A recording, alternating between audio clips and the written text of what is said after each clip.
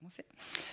Bonjour à toutes et à tous, bienvenue sur Dig Radio. Aujourd'hui, dans notre rendez-vous avec celles et ceux qui vivent leur passion jusqu'au bout, on prend le large et pas avec n'importe qui. Notre invité s'appelle Pierre-Louis Atwell, il a 28 ans, il est skipper professionnel sur le circuit Classe 40 et il navigue avec une boussole un peu particulière, celle de la résilience.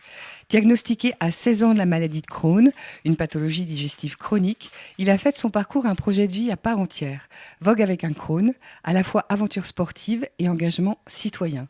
Et cette année encore, il prend le départ de plusieurs courses majeures. On en parle avec lui tout de suite. Bonjour Pierre-Louis, merci d'être avec nous. Bonjour Isabelle. Pierre-Louis, si vous deviez raconter en quelques mots ce que représente la mer pour vous, qu'est-ce que vous diriez ? La mer, je dirais que c'est d'abord un rêve d'enfant. Moi, quand j'étais petit, je rêvais d'être skipper professionnel, d'être navigateur professionnel. Et aujourd'hui, la mer, c'est devenu mon terrain de liberté et mon terrain d'expression. Et vous avez grandi entre Normandie, vous avez grandi en Normandie, entre Trouville et Honfleur. Quels souvenirs gardez-vous de vos premières navigations en famille ? Donc la voile, c'est une passion qui m'a été transmise par mon papa. Et les souvenirs de navigation, moi, ça m'évoque ces vacances qu'on passait sur le bateau familial. On traversait la Manche, on passait les vacances en Angleterre, à pêcher, à naviguer. Et puis je me vois très bien, petit, mon papa démarre le bateau très tôt le matin, nous on dort encore. Et j'ouvre le capot avant du bateau et je me réveille au milieu de la Manche. C'est comme ça que vous avez compris que la voile ne serait pas juste un loisir, mais une véritable vocation ? Alors à ce moment, c'était vraiment un loisir. C'est devenu une vocation et un projet professionnel un petit peu plus tard, à travers mon histoire de patient notamment. Et oui, justement, parce qu'à 16 ans, le diagnostic tombe, maladie de Crohn. Comment cette annonce a-t-elle bouleversé votre trajectoire personnelle et sportive ? C'est une maladie, un diagnostic qui va finalement tout changer dans ma vie. À cette période, moi, je pense que on peut clairement dire que j'étais quelqu'un d'un peu insouciant. Voilà, j'avais une adolescence honnêtement sans histoire, jamais de problèmes médicaux particuliers. Et cette maladie arrive dans ma vie de façon un peu sournoise, puisque moi, j'étais un adolescent, voilà, qui n'avait pas l'habitude de consulter. Et puis, bah, au fur et à mesure des jours, des semaines, les symptômes commencent à arriver. Donc, c'est une maladie digestive qui s'exprime sous forme de crise. Et quand on est en crise, on a des poussées inflammatoires de la maladie, et notamment la maladie de Crohn, bah, c'est des envies immédiates d'aller aux toilettes. Donc on va très souvent aux toilettes, ça ressemble un peu à une gastro, hein, dans les premiers jours. Et très vite, je commence à avoir du sang dans les selles, et là je me dis, il se passe quelque chose de grave, il faudrait aller consulter. On me diagnostique cette maladie que je ne connais pas du tout, et c'est vrai que pour moi c'est un petit peu un choc, et je me rends pas du tout compte de l'impact que va avoir cette maladie sur ma vie à ce moment-là. Et vous avez dit un jour que sans la maladie, vous n'auriez peut-être jamais osé suivre votre rêve de skipper. Qu'est-ce que vous entendez par là ? Parce que c'est une maladie qui est quand même chronique et invalidante. C'est une maladie chronique, c'est une maladie qui est invalidante dans le sens où elle vient impacter la qualité de vie dans tout un tas d'aspects. Euh, Moi, je pense que la maladie, elle m'a apporté alors son lot de difficultés, de moments très durs. Elle m'a aussi apporté plein de belles choses.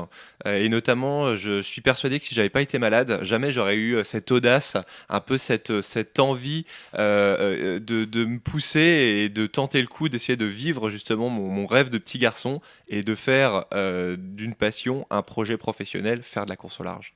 Oui, parce que Vogue avec un Crohn, c'est à la fois un bateau, un message et un projet de sensibilisation. Qu'est-ce que vous vouliez créer en lançant cette aventure ? Moi, quand j'ai été diagnostiqué, je parlais jamais de ma maladie parce que pour moi, c'était très gênant de parler d'une pathologie digestive, hein. Quand on a 15-16 ans, bon, c'est une période où l'image a beaucoup d'importance, et pour moi, c'était impensable d'aller raconter à mes camarades de classe qu'en gros, j'avais une maladie dont les symptômes, bah, c'est des diarrhées, c'est du sang dans les selles, et finalement, je me suis beaucoup renfermé sur moi-même. Et un jour, bah, j'ai eu un déclic. Je me suis dit, Pierre-Louis, tu vas être malade toute ta vie, il faut que tu arrives à dépasser ça parce que personne ne savait que j'étais malade autour de moi. Et finalement, je me suis dit, bah, voilà, la course au large, ça va être mon terrain d'expression, ça va être ma manière de quelque part faire mon coming out de patient, de enfin dire à tout le monde que je suis malade. D'une part, ça fait beaucoup de bien. Et surtout, je me suis dit, si moi j'ai eu des difficultés à parler de ma maladie, bah, peut-être qu'il y a plein d'autres patients qui sont dans ce cas-là. Et je me suis dit, voilà, moi je vais utiliser la course au large vraiment comme un vecteur de communication, d'expression autour de ces maladies, pour briser les tabous et aussi pour expliquer au grand public ce que c'est qu'avoir ce genre de maladie. C'est une maladie contraignante. Alors justement, quand on a une maladie de Crohn, naviguer en solitaire, c'est un défi physique, mais aussi logistique. Quelles sont les adaptations concrètes que vous avez dû mettre en place à bord? C'est vrai que pour naviguer avec un Crohn, pour voguer avec un Crohn, bon, il a fallu se préparer. Je dirais que l'importance dans ces projets, c'est d'être bien accompagné. Alors, c'est d'être bien accompagné. Moi, j'ai la chance d'avoir un entourage familial qui a toujours été très présent dans mes projets. J'ai aussi la chance d'avoir une équipe de soins qui a vraiment répondu présente. Donc, l'idée, c'est d'abord d'en parler à son médecin, d'évaluer la faisabilité.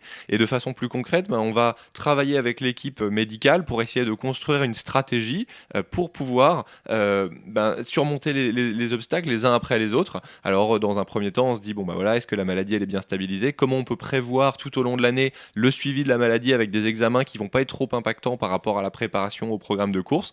Ensuite, qu'est-ce qu'on peut adopter comme traitement par exemple? Est-ce qu'on peut adopter tel ou tel traitement qui va être plus adapté aux contraintes qu'on a? On a des médicaments qui doivent être réfrigérés à bord de nos bateaux, il y a pas de frigo, il n'y a pas de cuisine, pas de salle de bain, donc ça peut aussi modifier la stratégie thérapeutique. Et puis finalement, on va essayer de construire justement cette préparation dans l'idée où on sait qu'on ne peut pas tout maîtriser. On va essayer de partir avec une maladie qui est la plus stable possible. Et surtout, on anticipe une crise. C'est-à-dire que si jamais il y a un problème à bord, d'une part, on a des solutions, donc des médicaments qui peuvent permettre de gérer cette crise. Et surtout, on a un dispositif de communication avec le médecin de course et avec le médecin gastro-entérologue pour pouvoir communiquer. Cette saison 2025, vous vous êtes engagé sur 3 grandes courses. La Normandie Channel Race, fin mai. Les Sables Horta en juin. Et là, on aura l'occasion et la grande chance de se retrouver. Et la Fastnet Race en juillet. Comment se prépare-t-on à enchaîner 3 épreuves aussi intenses? Et là, je parle de préparation physique, matérielle et médicale. Alors cette année, on participe à 4 courses en l'occurrence. Donc la Normandie Channel Race qui va vraiment marquer l'ouverture de cette saison sportive. Les Sables Horta, un aller-retour entre les Sables d'Olonne et Horta aux Açores. La Rolex Fastnet, mythique course au départ d'Angleterre et qui nous emmène en Irlande. Et ensuite, le point d'orgue de notre saison, ça sera la Transat Café L'Or qui était avant la Transat Jacques Vabre, traversée de l'Atlantique en double au départ du Havre et à l'arrivée de Fort-de-France en Martinique. Cette préparation, comme je le disais, elle se fait à différents niveaux. Il y a une préparation technique, bien sûr, puisqu'on navigue sur des bateaux qui sont des classes 40, donc des bateaux de 12 mètres, sont vraiment des machines de course en fibre de verre et en carbone. Donc vraiment une préparation très minutieuse. Et Maxime, qui est mon co-skipper, voilà, un peu mon binôme sur l'eau et à terre, lui s'occupe vraiment de cette préparation technique. On va avoir une préparation physique avec un coach spécialisé. Donc concrètement, c'est 2 ou 3 séances par semaine de ce qu'on appelle du circuit training. Donc en course au large, on n'a pas besoin de savoir courir un marathon ou pousser 150 kg au développé couché, on veut plutôt de l'explosivité. Donc on va avoir une activité qui ressemble un peu à du crossfit avec des petits ateliers.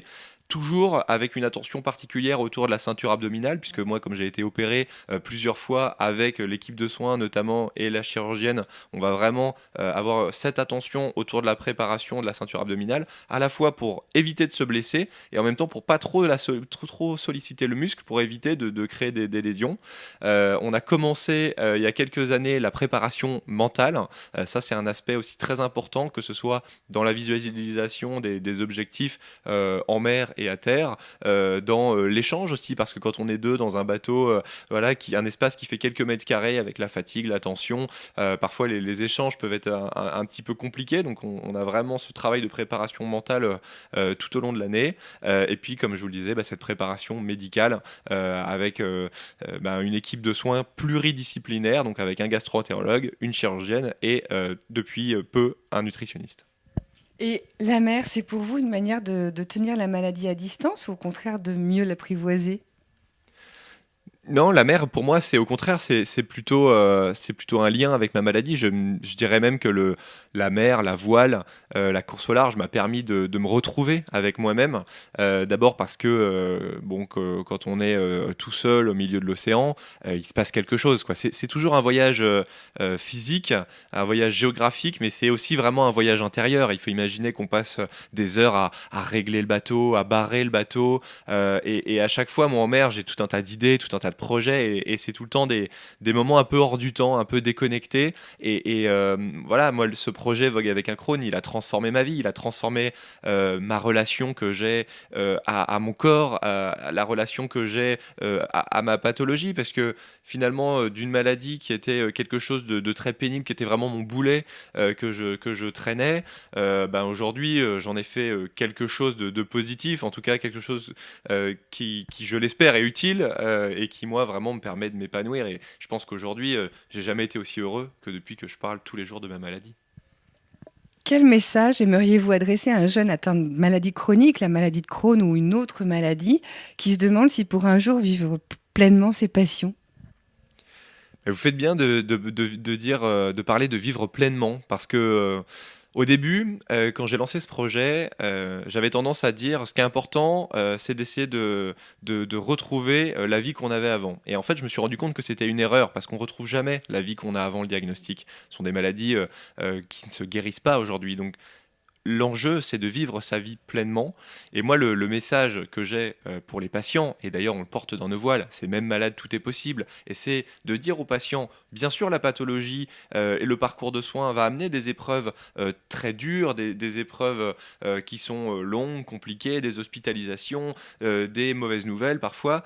Mais finalement, la vie, elle mérite d'être vécue, et le fait d'avoir des objectifs, alors ça peut être des objectifs modestes, dans le sens où ça peut être passer un week-end avec des amis, aller à l'étranger en vacances, tiens, essayer d'obtenir le poste qu'on voulait dans son milieu professionnel. En tout cas, c'est avoir des objectifs de court, moyen et long terme pour pouvoir guider sa vie, et que finalement le quotidien soit pas articulé autour de la maladie, et que on considère la maladie comme un paramètre supplémentaire. Moi, c'est un peu cette vision-là, et que finalement ce soit plus un projet de maladie qui guide le quotidien, mais vraiment un projet de vie. Et ça, je pense que c'est une des clés pour bien vivre sa maladie. Merci, Pierre-Louis. Merci beaucoup pour cet échange passionnant et surtout sincère et utile. Vous naviguez avec une force tranquille qui force le respect, sans jamais faire oublier la fragilité humaine derrière l'exploit sportif. Vous êtes les deux à la fois. Vous incarnez énormément la résilience.